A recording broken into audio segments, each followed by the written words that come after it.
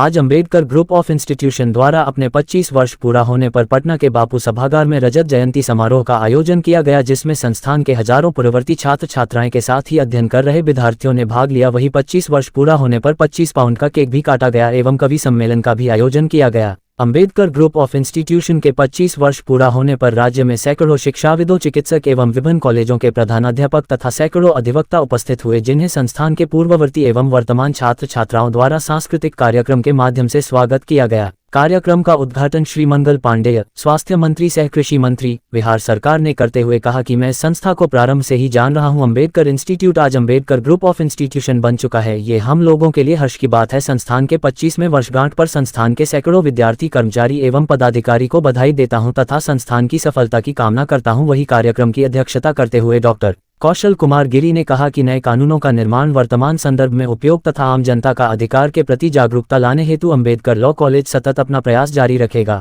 समय समय पर राज्य के विभिन्न क्षेत्रों में इस संदर्भ में कार्यशाला का आयोजन किया जाएगा।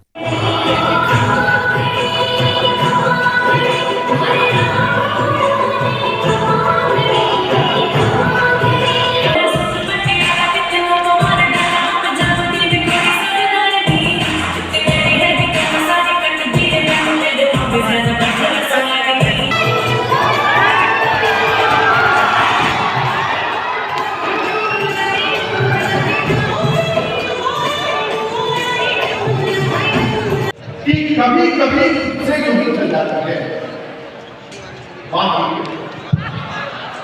कभी कभी खुद से यूं ही चल जाती है।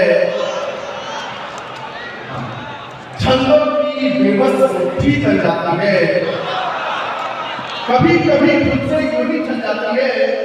छंदों की बेबस मुट्ठी चल जाती है। मेरे मुंह से चिटपुट शब्द निकलते हैं, आप सुनो तो वो कविता बन जाती है। खाली कुर्सियों के हिस्से की भी तालियां बजा के बताइए कि आपका कितनी ऊर्जा बढ़ा है। 4 पंक्तियों से शुरुआत करता हूँ कि अदब की इस भरी महफिल में आना खुशनसीबी है। अदब की इस भरी महफिल में आना खुशनसीबी है।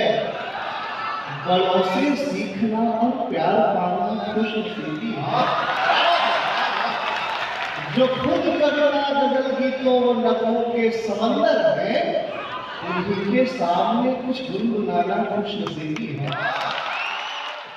गजलों में गाता रहूंगा तुम्हें, गीत गजलों में गाता रहूंगा तुम्हें, पास हर पल बुलाता रहूंगा तुम्हें।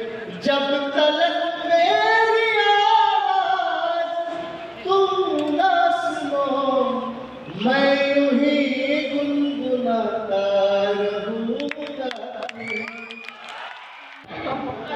अंबेडकर ग्रुप ऑफ इंस्टीट्यूशन का 25वां साल गिरा है। आज से 25 साल पहले ने शुरू किया था। आगे इसको कहाँ तक ले जाना है? देखिए, किसी भी संस्थान का 25 वर्ष पूर्ण होना इस बात की पुष्टि करता है कि संस्थान ने सही तरीके से अपने कदमों को आगे बढ़ाया है। संस्थान ने समाज में अपनी विश्वसनीयता बनाई है, संस्थान के प्रति लोगों का भरोसा है और संस्थान ने अच्छे परिणाम दिए हैं, तभी 25 साल तक कोई भी संस्थान आगे बढ़ता है। और निश्चित रूप से अंबेडकर ग्रुप ऑफ एजुकेशन ने बिहार के युवाओं को बेहतर शिक्षण व्यवस्था, प्रोफेशनल एजुकेशन दिया है, स्किल्ड किया है। उसके कारण नौजवानों को बिहार में रोजगार मिला है और अलग अलग कोर्स, प्रोफेशनल कोर्सेज इस संस्थान में कराए जाते हैं, जिसमें सभी बच्चे पढ़ते हैं, जो मुझे सारी जानकारी दी गई है। तो मुझे बहुत अच्छा लगा और मैं अपनी शुभकामनाएं देता हूं संस्थान को। 25 साल जिस तरीके से अच्छे ढंग से समाज को शिक्षित करने में इस संस्थान ने लगाया है, आगे आने वाले वर्षों में भी संस्थान इसी तरीके से काम करता रहे।